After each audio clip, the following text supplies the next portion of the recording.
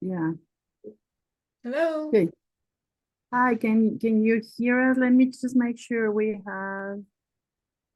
Okay. Hi, Yolanda. Hi, we are here. Mr. McCurk, Mr. Walk, and I. We are the EL team here in the school. Let me just. It's mine. It's mine, right? Yeah. I'm sorry. Oh, Do you hi. see him? Yes. Yeah, your volume is low. Okay. It's just your computer speakers. It should be. Yeah. The sound over there, right? I think that it's over there because that's already all the way up. Yeah.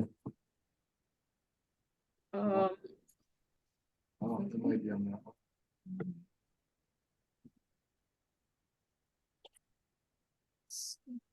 can you hear us? I hear a little bit. Yeah. Yes, can you hear me better now? Yeah, a little better. Okay, so let me just check. So this is Yolanda and Josh McGurk, am I correct? Yeah. Yes. Okay, great. Thank you. I'm glad you guys were able to join us. And another EL teacher as well. Okay, great. Caden. I don't have a third teacher on the list. Is this teacher also participating in the pilot? No, actually, Yolanda and I are the ones that work with our newcomers. Okay. But Caden, he was just here because we're doing our PLC today. So Okay, no, that's fine. And if he wants to join, just let us know. As long as we get his information, we can add more teachers if that's what that turns out to be. okay, cool. So you can turn it towards you and then we can come around. Yeah. Okay. So, and I am Yolanda though. Hi, I nice. was trying to fix the sound in our projector, but I can't. That's why. Let's try. Can you click on your Apple up here? And then system. And then sound. Where did it go? Ah, there it is. Click sound right here. And we'll see where the sound is coming from. It says it's in the internal speakers. Is Rebecca? this click on Yeah. that one? Are you going to It's show not the bad. slides? I can. Okay. Or do you want to? Well, I didn't pull them up because I thought you were going Yeah, to show I them, can- but I just I thought can. we should have talked about that. Yeah. So actually, she's easier to hear. You can I hear. am? Oh wow. Yes. Oh, that's weird. Let me see. Well, it's not because I'm closer, because I'm in Maine. I'm going to switch. I'm going to switch to my AirPods and see if that makes a difference. Okay. Yeah. Can you hear me better? How about now? We have our stuff going to a projector too, so it's easier for us to see. But and the audio should be coming out of there as well, and it just doesn't seem to be, strangely. Can you hear me better now? Does this make Yeah, any it's a little difference? better. Yes. Okay. Well, let's start by introducing ourselves then. My name is Rebecca Ratnam. I'm with the product development team at Ballard and Tie, and I also have Robin Stevens. She's the author and also one of the project managers of the program. Robin. Hi. Yeah, I'm here in Maine. I've been working with Bowden Tie for a long time, and this is exciting because we're adding a new part to a program that already exists. I'm not sure if you're familiar with Champion, but it will be nice to have this new piece at the beginning of the program. So I'm going to talk to you about what the program is about and go over a little bit about the pilot. And if you have questions, maybe we can, I don't know what you want to do about questions, Rebecca. Do you want to take them as they come, or? Yeah, we can do that. We can maybe save it till like in batches and we can do that. So just full disclosure, we are recording this training because we're going to use it for other pilot sites that would be that are participating. So Okay. Well, what I'll do is I'll just stop and ask questions at points where I feel like it might be important for us to do that, at least for the part I'm going to talk about. okay, and do you see my screen? It should say Champion Newcomers. Yeah, we don't see the Okay. slideshow. We just see the slides. Yes, you see the slide. So let me switch to view slideshow. Better? Yeah. That's good. Yep. Okay. Great. All right. Okay. We're ready. So there are going to be several training sections in this training. Robin will go ahead and give us the introduction in terms of what the program's like and what the expectations of the pilot are. And then I will take you really quickly through, well, we hope quickly, through the account setup, navigating the platform and creating assignments, reports, and all that. So let's go directly straight into the program. So it's really exciting to talk about this program today. It's a 4 skills program. It's not, although there are lessons, which I'll describe to you, the lessons that we have in each chapter. Chapter 5, you're going to be working with. A lot of the activities are actually integrated skills. So there are lessons that focus on the particular skills, and then there are a lot of integrated skills activities. So I think it's important to say that up front. This is a proficiency-based program, and so it's aimed at the beginning level, the very beginning level. So that would include newcomers, students who have never studied English, kind of zero beginners, possibly some false beginners as well. So that's important to mention. And the basic purpose of this program is to orient students to school and daily life context, language that they need for that. And we focus on school first, basically, and integrate the daily life context into that, because our goal is for students to be able to function in the classroom in the United States. There are 8 theme-based chapters, and I'll show you a table of that in a moment. My life, excuse me? Do you want me to go to the next plate? No, that's all right. We'll go through the chapters. I just want to give you an Okay. overview of what we're doing. So there's 8 theme-based chapters. The first 3 chapters on my life, and it really does center more on the student and kind of the world around them. There we go. And then the next 3 chapters are learning, and you'll see that chapter 5 is embedded in the middle of that chunk. So we'll talk a little bit about this, because I do want to bring something up at the end of what I have to say today about where you're at in this chapter versus where you are in your program and how that might affect students, and some considerations. And then community, and those are the last 2 chapters. So if you could flip back, though, that'd be great. Thank you. Okay. Sorry. So one of the things you'll notice in just even the one chapter you're going to be working with is throughout that chapter, there are integrated formative assessments.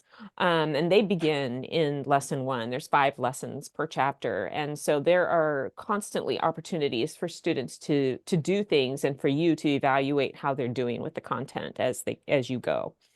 At the end of each chapter, there are summative assessments, and I will describe what all of those are, and I can answer any questions you might have about those when we get to that. So I think some of the most important features for you to really know about just right off the bat is that these lessons are image-based. So images provide visual context for the learners, for learning, and for practice, oral practice and written practice as well.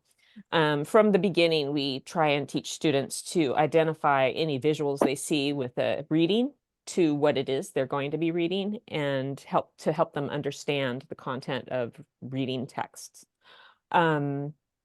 We believe in explicit and systematic instruction of forms, functions, and vocabulary, and these are all tied to topics. So this is a theme-based program with a heavy emphasis on topics that fit within those themes, and then all of those forms, functions, and vocabulary emerge from the things students have to do with those topics. We have a lot of emphasis on vocabulary development and oral language skills practice. Even in the writing section and the reading section, students speak, they listen, and they interact with each other throughout all of these lessons.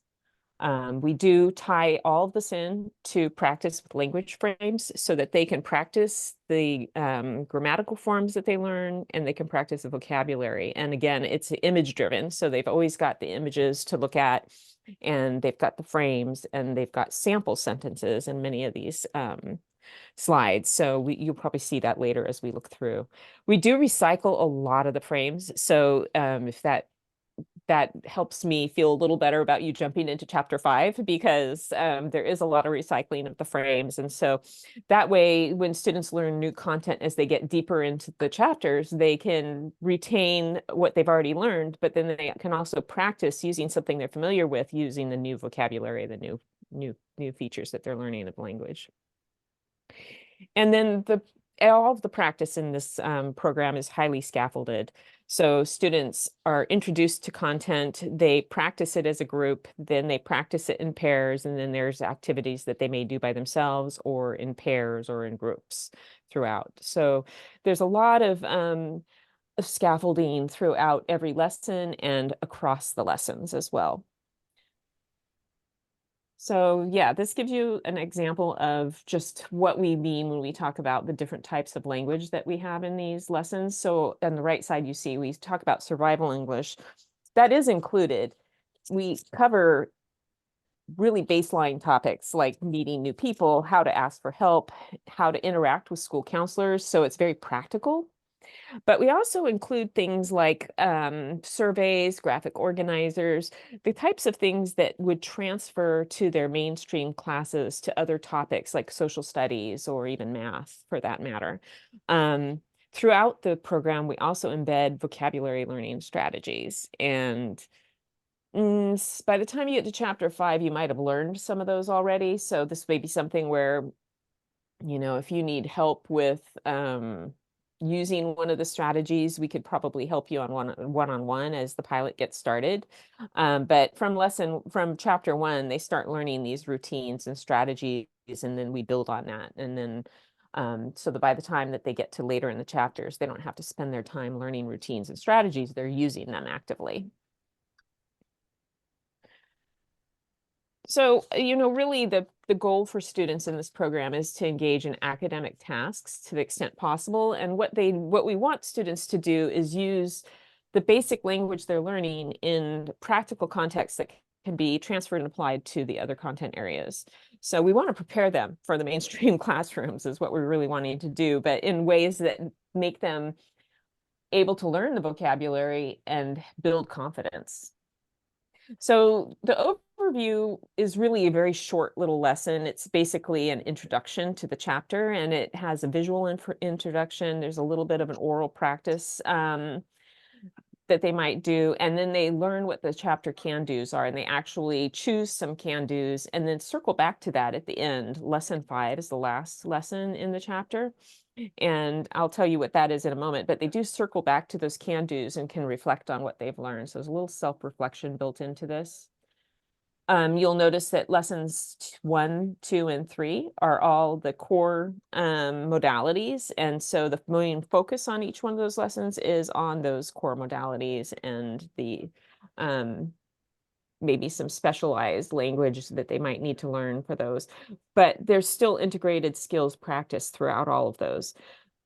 Lessons 4 and 5 are academic skills and life skills. And academic skills, this might include things like learning about how to use a library vocabulary. And there's even like a task in one of the chapters where students will go to the library and find a book and basically report on their experience of finding the book. So there's a lot of highly practical things that students engage in. They will use in lessons 4 and 5 many of the frames and vocabulary that they'll learn in lessons 1 through 3. So it really depends on the different programs. We try and write our programs so that there's a lot of flexibility built into it. So if schools or different districts want to focus more on the 4 modalities, they can just focus on lessons 1 through 3. We prefer to see them do all 5 because we think life skills are important, and we also think academic skills are important. But we do realize that in the real world, school may not have time to do all of those things. So in lesson 5, can you go back? Sorry. Yeah, I'll let you know when I'm ready. Excuse me.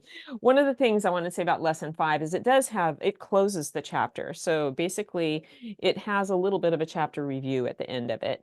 So if you were to skip lesson 5 and you wanted to use the summative assessments at the end of the chapter, which I'll discuss in the next slide, it would be important to go to lesson 5 and get to that point where students do their chapter reflection. And in the chapter reflection, they would look at the essential questions from each of the other lessons, and they would reflect on what they learned and do a little exercise with that.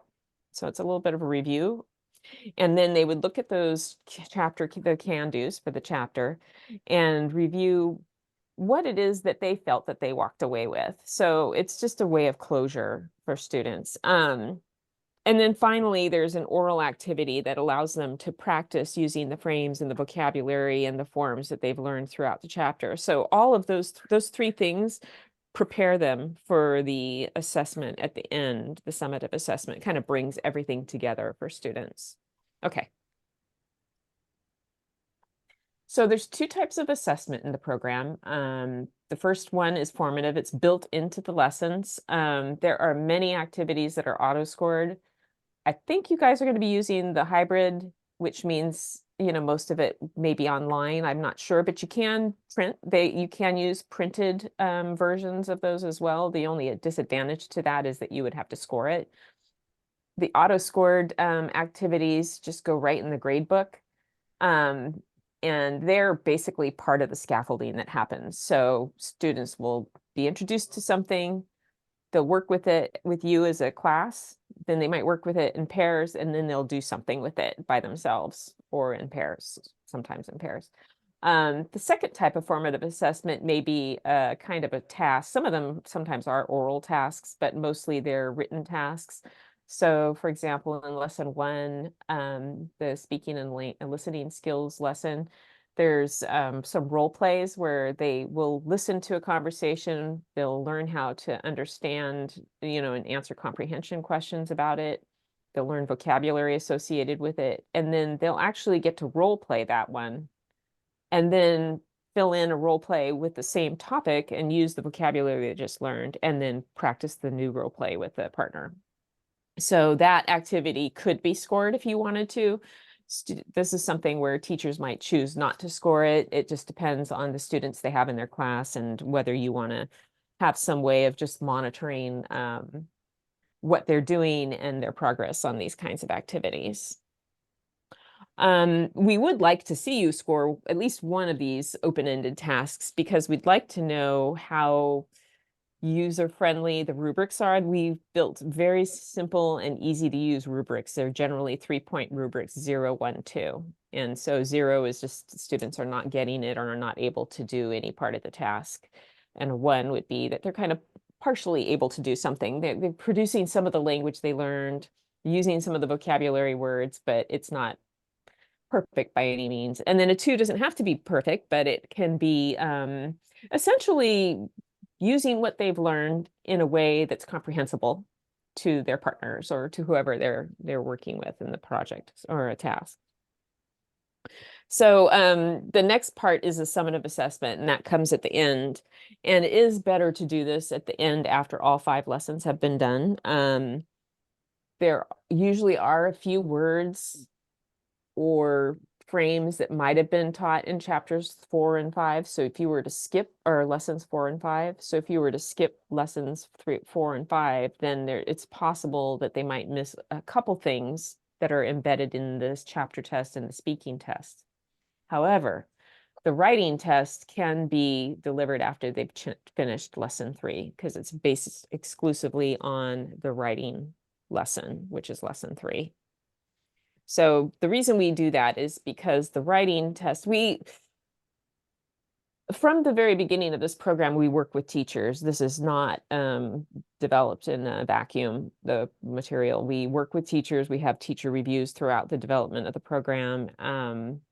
And so we've gotten a lot of teacher input already on some of the features of this program. And one of them on the writing test was that, you know, newcomers come in with various levels of ability in terms of writing. Some of them may be able to write words and sentences from the moment they come in and as soon as you teach them something, but some may come in with really low level literacy in even their first language. And so since we're dealing with students from all types of backgrounds, our writing tests tend to be highly structured and modeled off of whatever activity they did in lesson 3. That way, you can assess whether they've learned how to use the information you're giving them to complete a written task.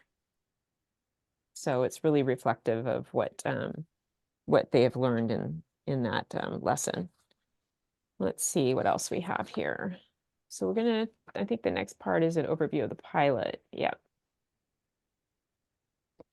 So we have, maybe before I start this, do you have any questions about anything I just said? I know I just rushed through it, but Yes, I'm sorry. Go ahead, go ahead. I do have a question. Are we seeing like an example that you have on paper, like of the lesson, the actual lesson? yes, you mean today, right now? No, I mean today during the Yes, meeting. Okay, that's my, yes. We're going to show you what they look like because it's all instruction is driven by the slides that are on the platform. And so I so don't have- yeah, Rebecca's going to walk you through what that looks like. And there is scripting on each of the slides that you see for the teacher to follow. So you can review those before you teach a slide. And you can also look at lesson overviews that we have in the program guide. And we'll review each of those components today. Okay, thank you. Yeah, Excuse me, are you Michelle? I'm Robin. Michelle's not here. Asked me for the address because they were gonna send the materials physically to the school and Yes. send you the address. I just wanted to check if you got my email. We did send the materials yesterday. You should get them maybe today or Monday to 3,500 Foothill Boulevard, correct? Yeah, 3,500 Foothill Boulevard. That's your school address? Yeah, I think that's correct. Let me, Okay. I'll double check. Yeah, that's where it's going. So you should get it next week. And I'm going to go through everything that you will be receiving in the mail. Yes, correct. Yes. Yeah. 3,500 Foothill Boulevard. Yes, that's Yeah. correct. So I think it's attention to Yolanda, and you should have 22 students between the two of you, and those are the number of copies we send plus some extra. But if you do want it, you need more, just let us know, and we'll definitely be ready to send you extra. Okay. Okay, thank you. Yeah, I think we had ordered just a couple extra because it wouldn't surprise me if we get another new student. Yes, it's so common. I used to talk to so many people, so many teachers, where they just got people coming in all the time. Yep. Yeah. Yeah. Okay. And in a way, I think that doing chapter 5 is kind of an interesting exercise because, there's 8 chapters in the program. So that's kind of midway through the program. I understand you're at the end of the year, but it doesn't make a lot of sense to put you at the end of the program when there would be a lot more expectations of what the students might have learned in that.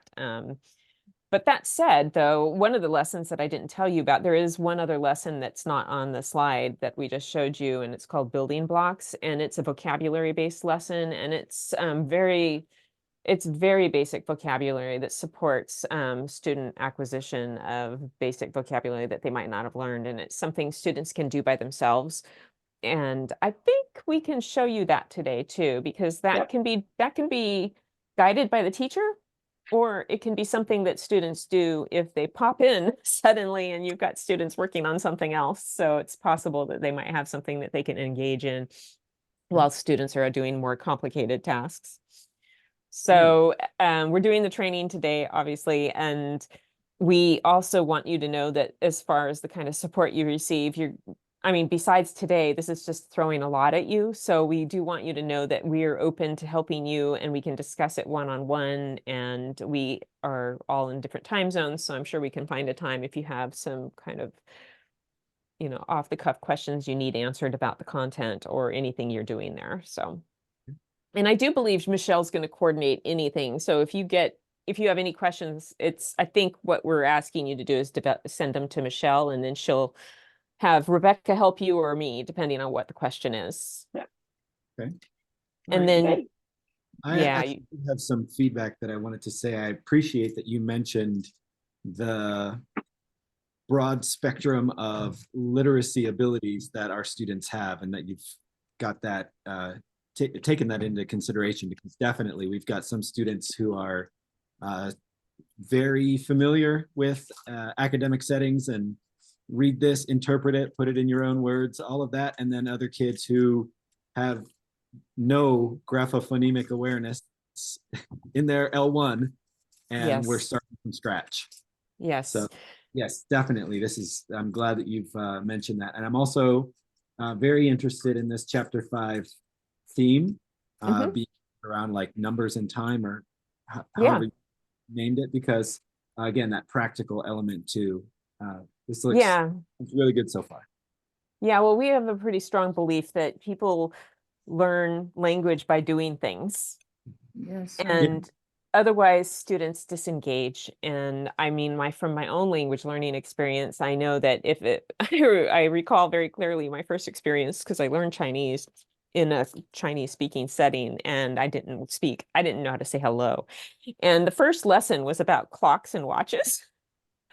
And I just, all I could think was that every time I got out of this lesson, why are we talking about clocks and watches? And, had no relevance. So I think we try and make things relevant, even if they seem a little bit hard. Yeah.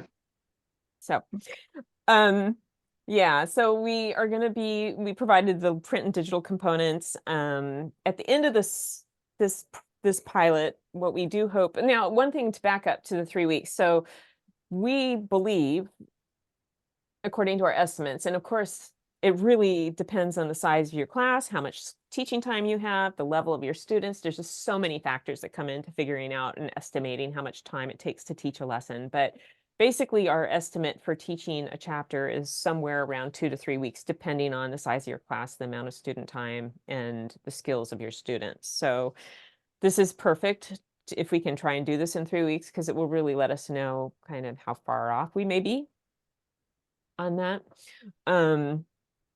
So, and at the end of the pilot, we hope to get, we have a survey that we would like you to fill out based on your experience teaching using the materials. We hope to get some access to student work and the reason for that is that we need some samples of student responses so that we can provide examples of different score points on the rubrics. And we don't want to make those up ourselves. We always draw from student responses. So of course we wouldn't have any personally identifiable information in that, but we are hoping to get a few samples to show what a student response might be to some of these open-ended tasks. So if you are hybrid and you do some of the work online, we will have that automatically. Those open response writing will be captured by the system. So that's fine. We don't need to get that from you. But if you are using the paper-based workbook, which I'll show you in a bit, those are things that we might either want to have you send us back or somehow scan it to give us some examples. So just hold on to those student writings. Yeah, Okay. that would be. Finally, the focus group meeting, initially we had kind of hoped to do this as a group with all the pilot participants, but it's obvious because we've had so many troubles just organizing the training that we may be doing this in one-on-one or in pairs or whatever, but we're hoping just to have a small meeting to discuss your experience, to just talk about any other feedback that might not have been captured by the survey. So we are hoping to do that. It doesn't have to be long, maybe 20, 30 minutes, but we just want to be able to kind of wrap it up at the end. Okay, so yeah, I can start here. So in terms of what we would like to see during the pilot is like, and I mentioned that I think you both have opted for a hybrid model, but we do hope that you do take advantage of the online portion of the platform for the students. Now, the teacher materials in terms of instructional screens, that's 100% online. So you do need a computer and a screen to project your teaching materials throughout the lesson. And your students you have the option of giving them online assignments or using the printed materials. Everything that you see online is available either as a printable or a workbook. But please try to balance it out so that we can get a feel from you how to work online versus paper. So that's important. And Robin mentioned earlier about online grading. So if you do have these open-ended assignments. Now, anything that's auto-graded, like, multiple choice, fill in the blanks that have only one answer, will be graded by the system, and you'll see that in your gradebook. But anything that's open-ended, if you can balance out having students do some online and some on paper, that would work best for us. And also spend some time grading some of the ones online to see the rubric. Now, we did not provide the rubric for your print-based open-ended. So it will be in the final product, but in this pilot, you might have to just go to the screen where the item is and use the rubric from the screen. So we apologize for that in advance, but we do plan on making it available in an easy to use format later. We talked about student work and assessments. Now, it'd be also good that you could use the formative observational speaking assessment at least one time for speaking and one time for productive language use during the chapter. Now, this is a one sheet. Let me show you what it looks like. It's really hard to talk about things without showing. So this is a one sheet form that you would use for the whole class. You would write their names down and you would keep it with you throughout the lesson.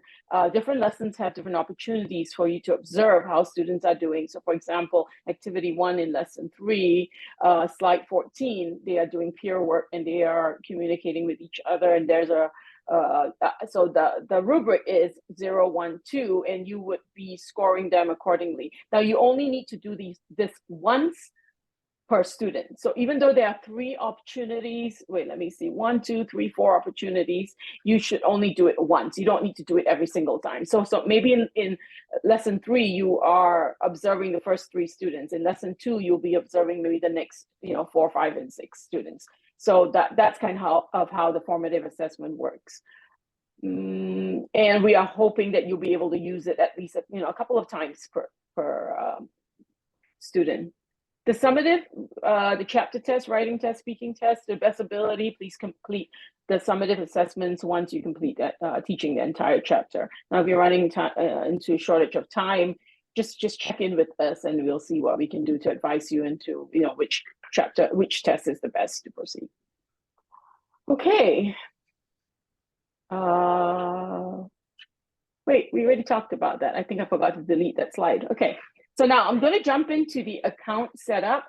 Following this training, you will receive your letter with, you have links to this training. You'll have links to the account setup instructions and links to the survey. So I will talk about the setup and the class setup, the course setup, how you add students to your class.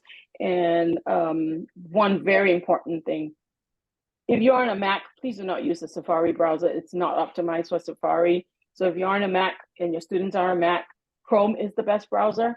If they are on an iPad, Chrome is still the best browser. Whatever it is, please don't use Safari. Thank you. We appreciate that. All right, let's just jump in. So what I'm going to do is take you to this is the sign-in page. So you don't have an account, so you would go to sign up. And we'll be providing you with the access code in the email for your school. It is RH, which I think stands for Rock Springs High _ teacher. It's all uppercase. Put in your first name. I'm going to use my name. And all right, this is the email I'm using is WR4 because I know that's not used in the system. Just for simplicity, I'm using password. Don't do this in real life. And I can't spell. It just makes it easy. Sorry? You could have spelled it if we weren't watching, but since we're watching. Exactly. Stage fright. Always. Yeah. So now when I submit, it does not work. I just tested this earlier. Self-registration, RH teacher. Now is it I just tested this. Of course it does this. RS. I am sorry. I wrote down RH, but it's RS. So now it'll work. So self-registration successful. Check your email to verify your account. I am going to pretend I'm not going to pretend, but I'm going to drag my email here. Let's see. I'm toggling between 5 screens, so please bear with me. So if you don't see it in your email box, please check your junk, your clutter, whatever it's called that you might have emails going to. So you'll see a no reply content to classroom. Valentine, activate your account. I'm going to click on the link they sent me. It has activated my account. Take me to login. Now, if you remember, I was using a different email, RRWR4. Yay. And now I sign in. So that is what you're going to see after you sign in. A blank screen. You have no classes. You have nothing at this point. So what you're gonna do now is you're gonna add a class. And click on add new class, save. It's going to ask you to add the class name. Let's say they call it English class 1. Start date today, and let's just put the end date like end of June or August or whatever, somewhere in the distance, because if it's too soon, it might archive your class and you won't be able to find it and you have to search for it. So let's save that. You have a class. If you wanted to put in a class picture, that's great too, but we're just going to leave it to the default blank screens. So what you're going to do now is add a course. So you'll see the little blue button here. I mean, the text here, course. If you click on course, there are no courses assigned to this class, and that's correct. We're going to add a course. You'll see only one course right there. It's called Champion Newcomers Chapter 5 Pilot. Click on that. Make sure you save. And now you'll see, let's go back to classes, you have one course. If you go to course, you'll see your course. Now we're going to add your students, and you'll have access to all this as a part of a slideshow as well as the recording of the video. Now that you have the course, let's go back to your class. And do you see where it says roster? If you click on roster, do you see the student access code? You copy this code and you give this to all your students.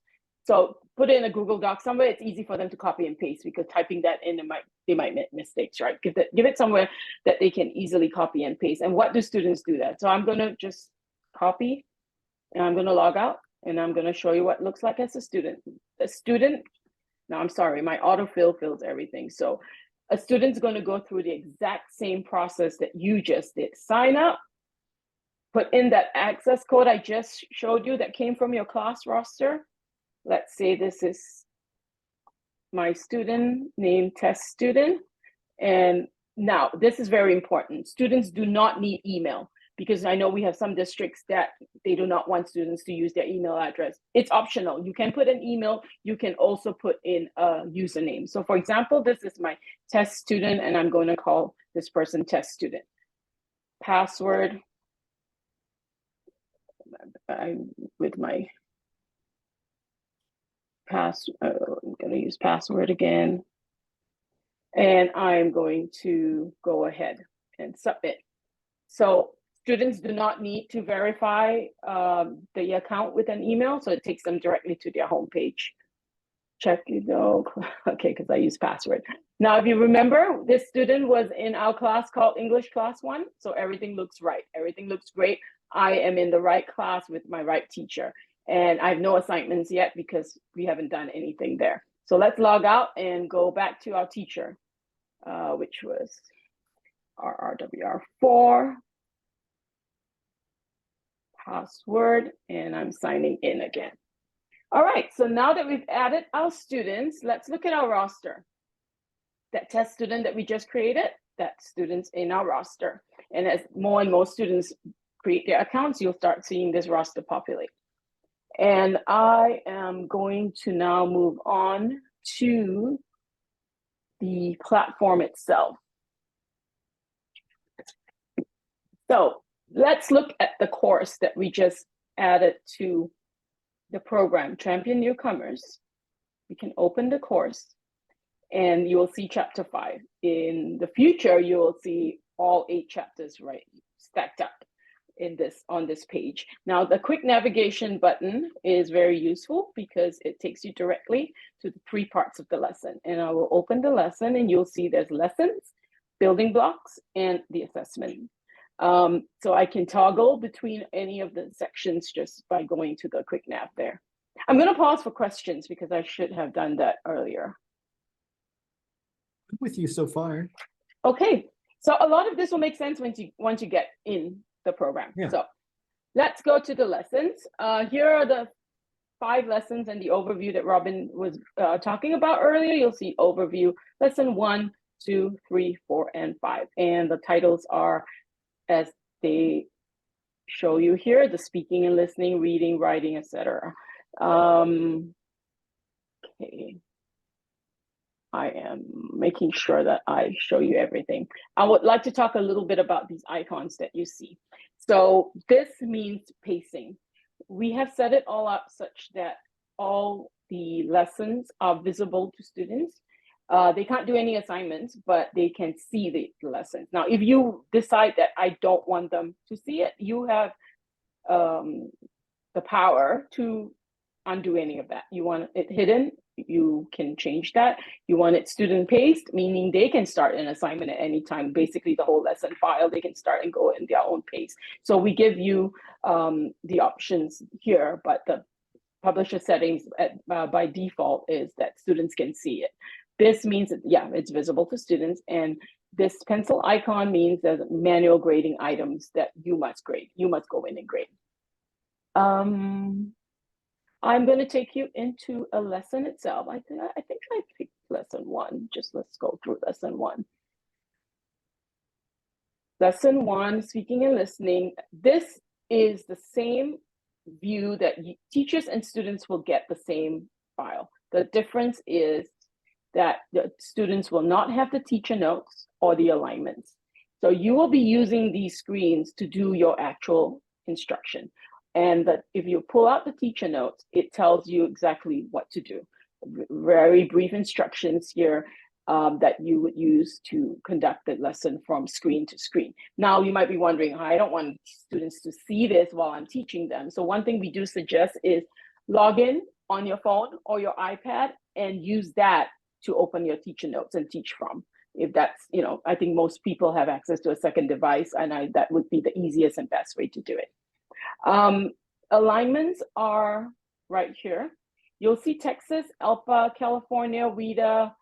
You guys are WIDA state, so you should only concentrate on WIDA. In the final version of the platform, you won't see California or Texas. You will only see kind of like national type standards, which could be WIDA and ELPA. So anything unnecessary will be removed based on your state. So for example, this page, this screen is focusing on these WIDA can-dos and these WIDA standards. This go-to menu gives you a quick view of all the different screens in this lesson 1. There are altogether 20, it keeps going, 27, and then the summary. Now, you'll notice that some will say questions and some do not say questions. Things that say questions are where you will find questions and items and online interactive type items to do. So for example, let's keep going. So this back and next will just take you through. When you see screens that look like this, it just allows you to toggle between the two sides of it, just if you wanted to focus on the pictures more versus showing both at the same time. I'm going to just jump ahead to a page that has items, for example. So this would be a drag and drop. We're doing a graphic organizer, the words that students have already encountered in the previous screens. So fill in the bubbles with words to describe shoes. They have come across all these words in their vocabulary lesson. So let's try flat shoes, dressy shoes. Let's see if angry shoes work, maybe casual shoes. So when they submit their answer, it's going to give you immediate feedback. And it's always the first try that gets recorded in the gradebook. So when students are assigned this lesson, they will be receiving every single page they see, because we think it's important for them to see those instructional screens that you've already gone through. It's just a form of review, and they can go back and even listen to the passages or go through the vocabulary. But the ones that they really only need to pay attention to submit the assignment are the ones with questions on them. And a very easy way to see that would be in the summary. This summary page at the end has a legend. The triangle means you have not answered those questions. So those are pages with interactive online items. A green checkbox means correct, partially correct, incorrect. And a circle, an empty circle, is something that you, the teacher, would be scoring. So there would be no feedback provided. I'm going to pause for questions. He was just asking about scoring, but I'm guessing you're going to show us that next or soon. Yes, for the how Yeah, the teacher scores can it. we- Yeah. Yeah, can we go back to the role play? Because I think that one has the question 26. So yes. Yep, there it's got a rubric. Okay, so the student will fill in the blanks, and then submit it to you. As a teacher, while you're teaching in your instructional screen, you'll have an idea of the rubric here. And when you go to the grade book, because you want to look at students' responses, you can also see the same rubric later, and I'll be showing you how that looks like. So if you let me do this as an example. Well, you won't get a feel for it because this is a teacher screen. But a student, when they try to submit, or not try, I'm sorry, when they submit an open-ended question, it will just say your answers have been saved because there's no correct or incorrect that the system can give them, unlike the drag and drop that we just looked at. So I just want to say about the rubric, like this one, if you could pop that rubric out for a second. So you'll notice this one is focused on vocabulary. So mostly they're being prompted to provide vocabulary in this exercise that they have learned earlier in the lesson. So it may be that they produce vocabulary that's appropriate, but it's not taught in the lesson, and you have the opportunity to score them, to score them a 2 if they use something correctly, but it wasn't something that they just learned. So basically, students who are above level can still put in the language that they know when appropriate, and they'll get scored appropriately for that. But for students who are lower level, you're really looking at whether they could reproduce the language that they've been practicing orally and that they've been listening to, because the role plays are always preceded by a listening exercise where they listen to a conversation.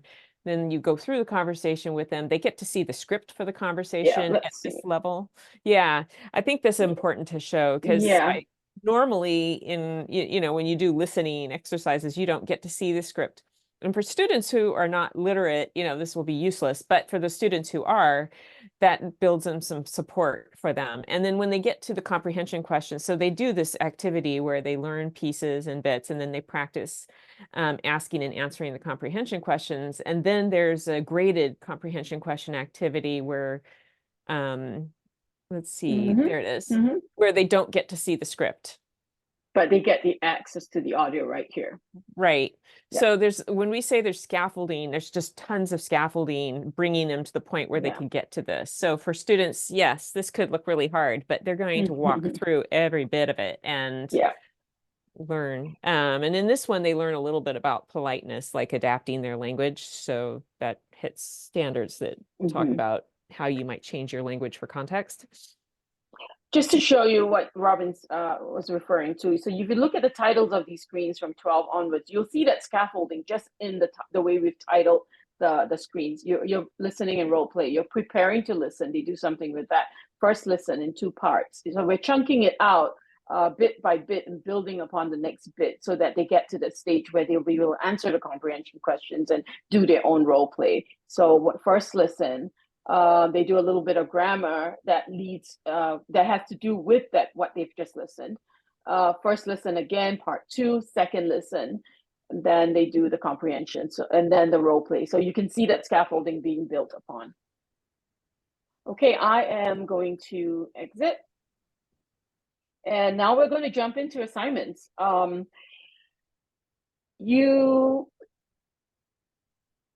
Let's just keep on lessons. So for example, this is lesson 1. If you look at the overview, there is not an assignment. You can still assign it, so it's here. But let's assign lesson 1. Nickname, I'm just going to assign it to English class. If you have multiple classes, you could do it to multiple classes. Start date, due date, let's give it a week. You can be specific with time if you want. Release to reports, release grades to students. Students can review work. I would just leave all that by default, unless you have specific reasons. And you click assign. Assignments be created. Do you want to assign this to other students? No. So now if I go into assignments, that assignment has been captured right here. And if I go in as a student, like the test student we created earlier, that student will see that assignment. And what I'm going to do now, so let's go back to our class. And this is the course. You will see in lesson 1 now that there is a new icon with like, it looks like a calendar. That means there's an assignment attached to this lesson for this particular class. So at a glance, you can tell that, oh, I already assigned lesson 1, but not lesson 2, 3, or 4. So that's how you tell. I would like to take you through the manual grading process now. But to do that, I am going to log. Oh, I'm sorry. sorry to Go ahead. interrupt you. Yeah, I just wanted to Go show ahead. them real quickly where to define the building blocks. Okay, yes, I can go. I can use my other account anyway. So Okay. let's go to this. Open. Quick nav. Yeah. If you go to So quick nav, building blocks. yeah. So for this one, the building blocks is broken into 3, and this all has to do with math language because specific math language is not taught in the main part of the chapter. But I just wanted to say this is a vocabulary builder. It uses frames to help students practice and visuals. And students will practice this language, they'll speak it, they'll write it, and They'll hear they'll it. use, yeah, they'll hear it.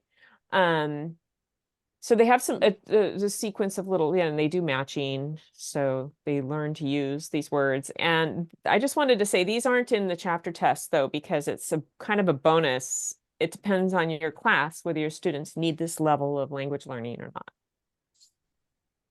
So that's let me. So in another page, they would listen to the audio of this, and they get to record themselves and submit that. And you can listen to that later, or they can listen to themselves.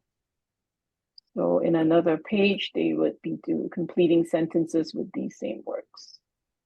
So you get the idea. And this is just creating sentences by dragging and dropping. Okay. Exit. And yeah, I should just take the opportunity to show you the assessments too then, because there are several files in there. The observational speaking. Now we've provided the printouts of this in your packet that you will receive. But if you're going to assign it on the platform, this is where you would do it. So you can tell this is another teacher account that I just logged into. So just remember, that's why you'll see assignments already there. And now let's talk about the speaking test. There are 2 ways that you can do this speaking test. The one way is that you take a student one-on-one and you do it in an interview format where you would ask them the questions, and the questions are on this. Oh my goodness, let me take this out of the way so we'll stop doing that. The questions are on this printout that we have provided you, and it'll be 1 per student. You write their name and you'll ask them the questions using the pictures on the platform, and you would score it as you go. And then later on, you would go in and enter their scores for a grade. So there are multiple steps involved in that, and full instructions for this are in the program guide. And the other way that you would do it is you assign it to the student to take it themselves. So it would be the student in front of a computer listening to the prompts.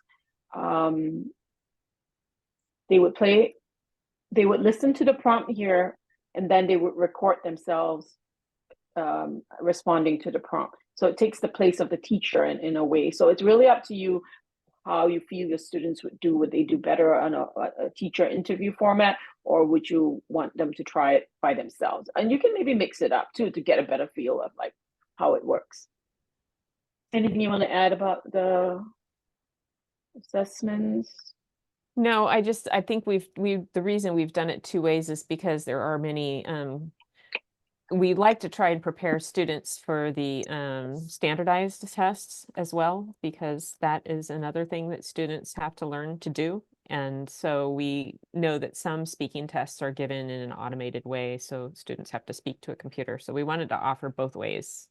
Yeah. So if your students are doing this online, they would definitely need, computer, quiet place, headphones, even for the assignments that they do, because there will be some listening passages. They would need their own device with their headphones. Okay, I'm going to move on. Any questions before I move on to grading? Okay. I don't want to take too long, so let's try to, I promise you it's not going to be longer than after I'm done with grading, we're pretty much done. So I have two classes here, but you'll only have one unless you do split your classes up. So let's go into this English period 2. Assignments. I should just go straight to assignments.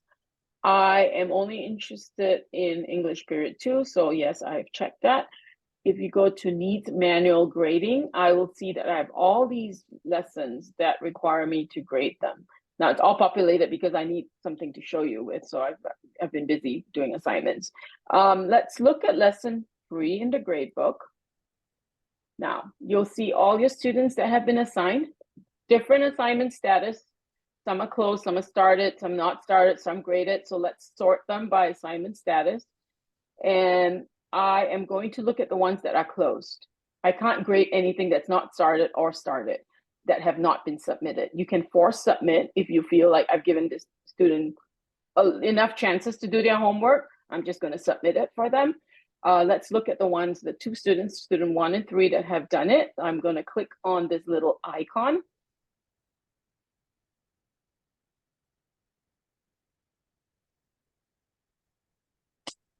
Sometimes it takes a bit, just give it a few. Okay, now at the top, you'll see some options. Show only manually scored items, show only unscored items, so show student notepad.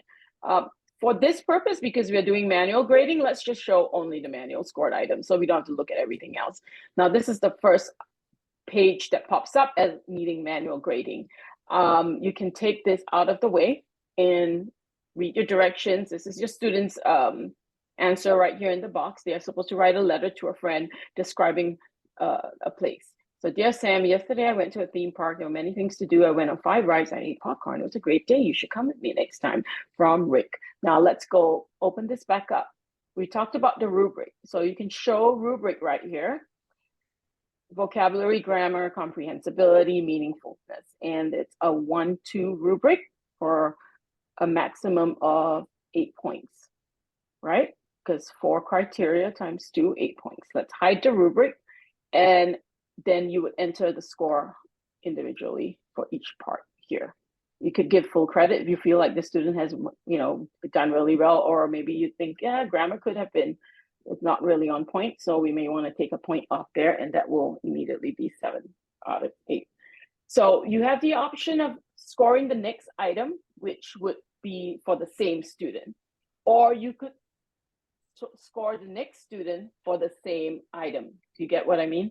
So some teachers like to go through the same item through the whole grade book and then be done with that item. Another teacher might would rather just score that one student and go through. So let's say I choose next student. So it's a different student, student 5. The previous student was telling me about a park. This student's telling me about Disneyland. So it's a different student.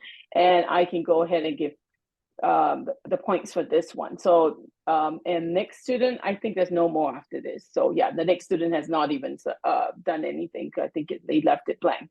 So let's go back to, let's save this.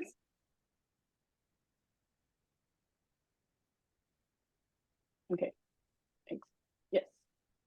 All right, so that kind of sums up manual grading. And So if you don't student- save that, will it forget everything you put in there?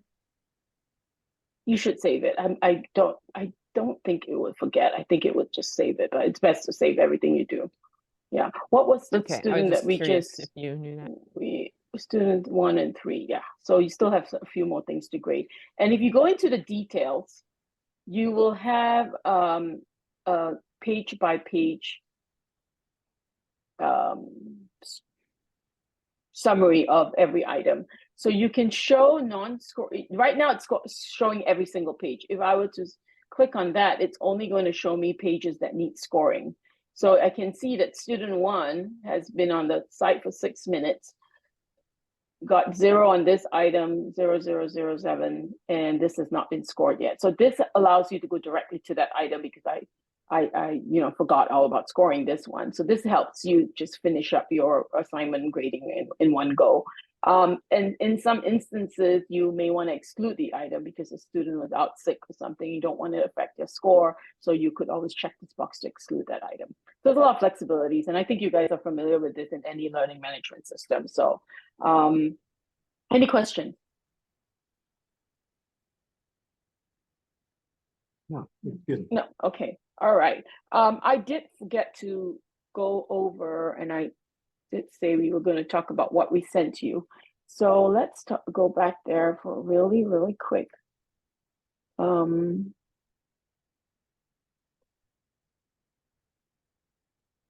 with me.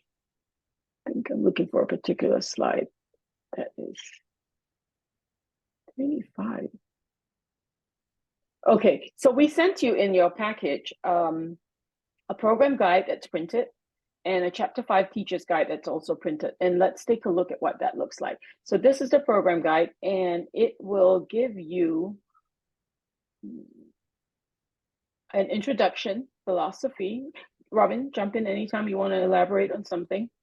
About assessments. We talked about all this in the beginning part of the presentation, so you have that now in a formal way. The program components and more details about how to administer the speaking test. I went through it really quickly, but more information is here. How to score it. The observational speaking part of it, how to do it, how to score it.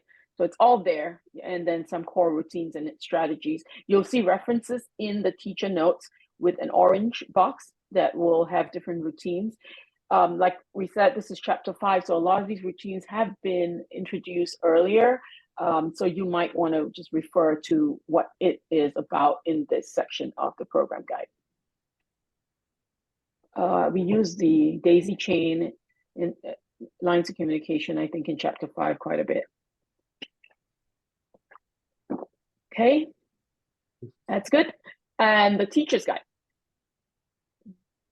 Okay, this is the chapter 5. Let me show 2 pages at a time. Chapter 5 teacher's guide. It's just going to give you the table of contents and jump straight to chapter 5. You'll get a summary of the language development goals, the chapter can-dos, content connections, text, skills, building blocks. You'll see some things that say overstep. Bear with us, we are still in the draft stages, so we have not cleaned it up. You'll kind of see internal things like that. It just means that we'll take care of all that before we go to press. But that's just part of the publishing process. This chapter overview will give you the nouns, the verbs, all the other parts of speech that are being covered, and a summary of the functions, forms, and sentence frames and the lessons that they are being taught in. Yeah, and you'll see that the summary of all the assessments there is really useful. So you know in advance where they're going to pop up. Yeah. So I would say study the chapter overview before you begin teaching for sure, and then the lesson P. So each lesson has a 1-page chart summary, which has the objectives and the activities, the different screens associated with it, the online activities, the practice book, the workbook. And I did forget to show you that. I will have to go back then. And then the grammar functions, vocabulary, sentence frames, any preparation, and any optional materials that we thought might be helpful to enhance your lesson. What we did with just lesson 1 is we provided what we call some scripting. So if you remember in the, let me go back to the course itself.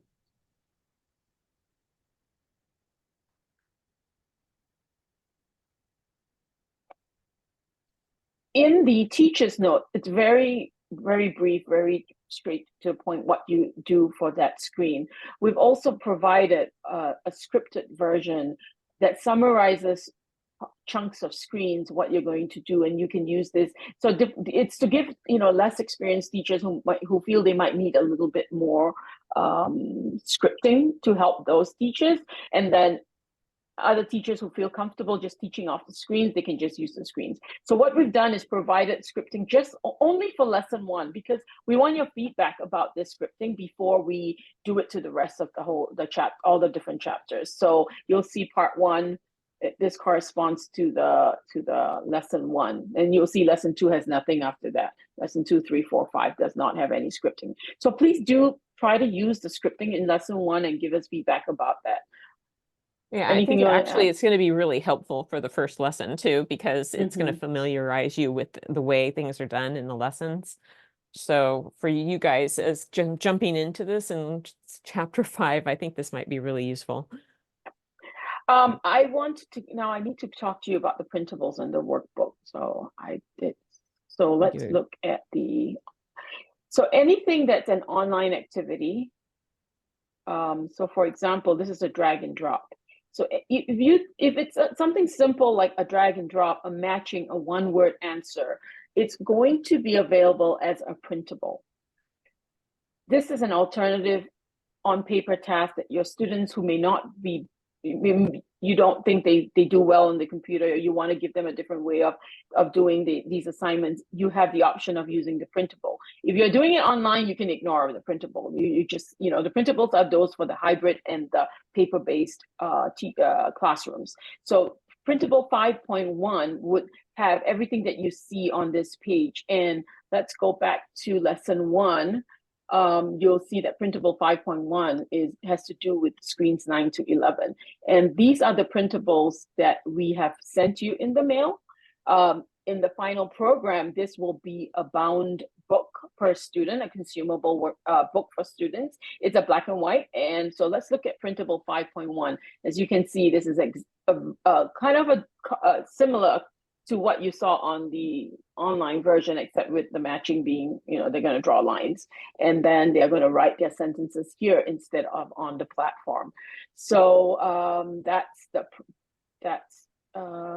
and we looked at this earlier about the drag and drop. So if it's a simple one word, one sentence drag and drop, it's going to be a printable. However, if it's a longer kind of task, like the fill in the blanks or writing a paragraph or a passage, we have this workbook, which is also going to be a consumable student book that's optional for hybrid, and that's optional for online, but it's really, if you're going hybrid or paper, this is definitely a component that is needed. So students will have some of the grammar instructions that they've seen in the lessons, like we would summarize like what prepositions and some of the different grammar functions there. And then let me take you into the actual work itself. So for example, in lesson 1, they did the role play. So if you think your students do well online and you want to use that as the assignment, great, do it online. But for some students, you might want to use the workbook version of the same activity. Does that make sense? Any questions about printables versus workbook? No, I was just thinking of our students who can't stay off of Minecraft, so printables would be good for them. Yes. So and you also have sometimes you might want them to do peer work, like this create a role play might be something where you might have the students work together to do that instead of by themselves. Yeah. Not everything's great online, so we wanted to give teachers the options. Sometimes a graphic organizer makes more sense on paper, so just let them, it's up to you. We give you the most flexibility to do as you see fit. Well, and in this chapter, they actually do a little research project. It's very, very simple, and it's very rehearsed. They learn all the steps. Yeah. And they do, so in this one, it probably is useful to be able to print out some of those things, because you want students to be asking people questions in class about their research questions. Yep. So, I have a and question. Sure, Yolanda. You said that you're gonna send the materials that you send are black and white. We've sent you, we sent you each teacher one copy of the program guide, one copy of the teacher's guide, and then enough copies for your students for the printables and the workbooks. You don't need to print anything. You will receive in the mail enough copies for all your students. So this will be in color and this will be black and white. Yeah, and the printables are black and white. If we decide to use this program for next year, are we getting the materials for all the students too? Like, or do we have to make copies out of the So, oh, okay, yeah, so good question. So, if your district is purchasing the program, you have several options. If you decide to do online only, that means teachers always are going to require an online platform. If it's online only, all students are going to be online. You don't need anything else. But if you have the optional printout practice book and the optional workbook. So it's all options. We've made it as flexible as possible. If you want to buy the practice book / printables, you can. You want to buy the workbook, you can. Oh, okay. Yeah, but if you, let's say for some teachers, they would rather just have the printables as an option every now and then to print, and they do not want to buy it as a book. We have providing the printables as PDFs on the site for you to print one-off here and there.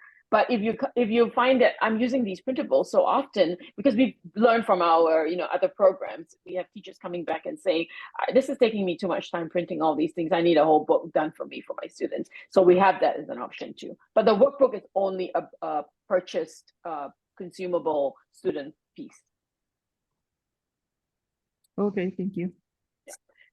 So I think that is, and there's the chapter reflection and the can-dos that they kind of go back in at the end of the chapter. So I just And- wanted to, can I just say Yeah. a couple things in closing here, and then Mhm. if there's any other questions.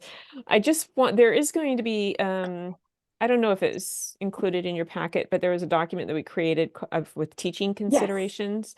And basically it covers a couple different things. One, we're aware that by chapter 5, many students would have been exposed to the program activity types, vocabulary, grammar, sentence frames.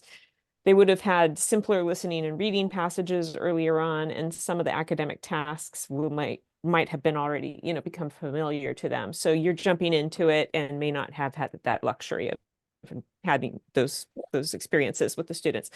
So I think one of the ways that this program really helps is the heavy use of recycling in it, the flexibility. There's many activities and activity types and formats. You could give, they could do it online, they could print it.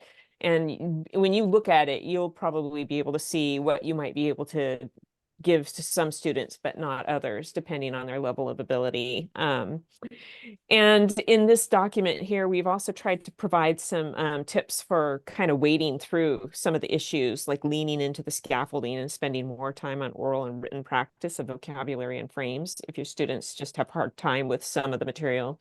Like the lesson for the academic skills is on research, and we realize that's a very tough thing, but it is also, it uses very simple language to do the activity. So,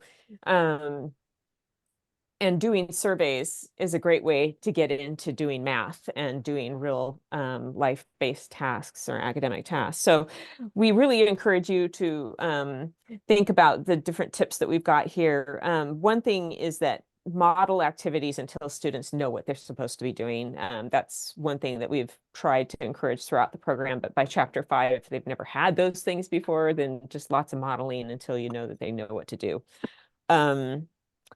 If students are, so we provide example sentences for all new sentence frames that are introduced in a chapter.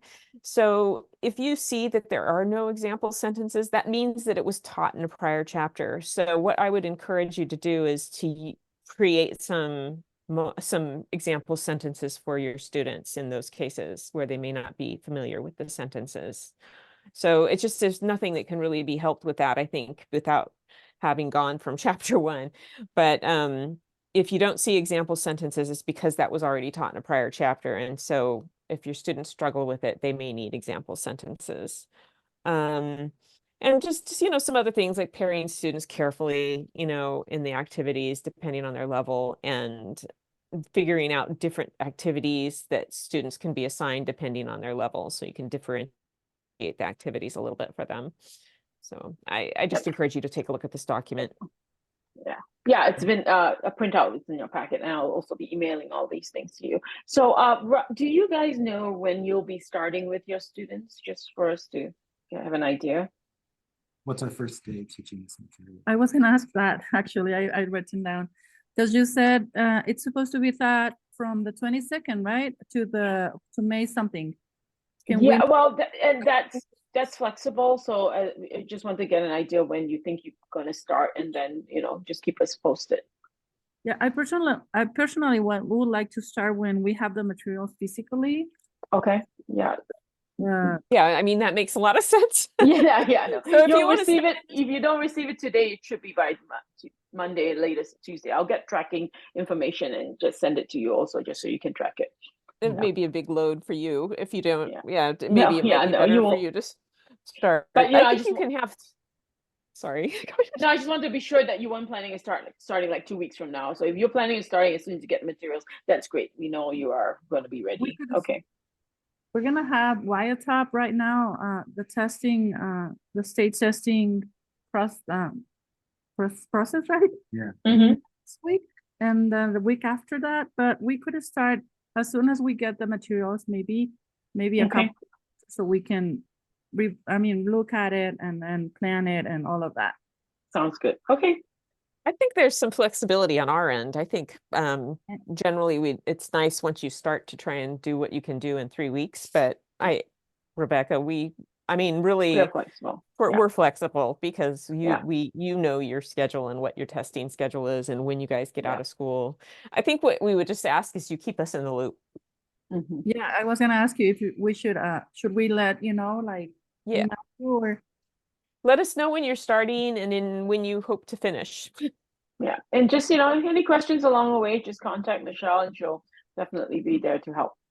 And then one more thing, I don't know if you said it, maybe you did, and in order to sign in online, Mhm. do we have a page or Okay, so let me show you everything then, maybe, because it's kind of hard talking to you when you don't have everything in front of you. So let me share this. You're gonna get this letter, and it will have the link to those slides I was just talking through. It will have a link to the platform that I showed you how we created the account, a link to the survey. Now, and then I'll send you this as a PDF so that you can actually click on the links and it works. Printout's not gonna work. So, and I'll repeat these links in the email too. So you'll have it like different ways. And then in the mail, you will be getting teacher materials, student materials. And then these are instructions about the survey. So we have given you a preview of the survey here in the document because you need an idea of the kind of questions you're going to be asked later after you're done. So it's good to know it beforehand. Just take a look at the questions, but don't answer anything here. You can make notes, of course, just make your notes on separately. But later on, you will have, you will go into a form, a feedback form, and you would answer the questions there. Now, I know sometimes you might not want to do it all in one sitting. So we have instructions here about how, if you log into your Google account, and if you save your survey and you use the same Google account and do not clear your cache, you will have access to your saved survey responses, but you really cannot clear your cache in that time. Okay. Yeah, the instructions are right here if you are unable to complete in one sitting. So, and if you want to do it all in one sitting, I would say just print out the questions, make notes on paper, and then just transfer it later when you're ready to take the survey. Okay. All right. And Yeah. Josh, I wanted to say one thing because you mentioned the literacy aspect. Right. There is something that's not built in yet, but we are in the process of developing a companion piece that would have focused literacy instruction to support each chapter. So each chapter would have some focused literacy activities that would be relevant to the content in that chapter and support learners who don't have a strong literacy base. So I just wanted to say that is coming, but you won't see it yet. So Yeah, and I have a feeling we only sent one set of teachers materials for Yolanda and Josh. I think that was might be a miscommunication there. So I will make sure that Josh, you get your own teacher sets. You have enough student sets, but we may not have sent you another set of teacher's guide. So we'll rush it out soon. Oh, thank you. Yeah. thank Okay. you, really. I just Yeah. want to say thank you for doing this, and we really appreciate your work in helping to try this out. Yeah. Well, and at our PD, Karen Wattenmaker, who I Mhm. think corresponding with before us, was really enthusiastic about it. She seemed really encouraged. She was in very encouraging, like, I think this could be a really good idea. So we decided to give it a try. Great. Yeah, that's great. Well, All right. thank you so much. And please just stay in contact with us and let us know if you have any questions or if we can be of assistance in any way throughout this process. I did just think of one more question. How do I pronounce it? Ballard and Tie, like a necktie. Yeah. like a TIE. necktie. Yeah. I didn't know. Okay. Should add We that get to the it- we get it logo. all You the should time. add a Yeah, tie to the yeah, logo. I know. We get that all the time. Tiggy, Tigger. It's all, Yeah. yeah, so we understand. Yeah, and in background, Bella and Ty, the original founders of the company, they were two EL teachers in the 70s, and they were finding that there were no materials. So they started what is called the Idea Kit back then, and a lot of teachers from that era are still familiar with the Idea Kit, and then which became Carousel of Ideas. And so that's kind of the history of where the name comes from. Yeah. Okay. All right. Cool. Okay. Well, thank you guys so much. Appreciate your time. And I'm sorry it took more than I expected, but hopefully we covered everything. That's okay. All right. Thank you. Okay. Bye-bye. Thank Bye. you. Bye.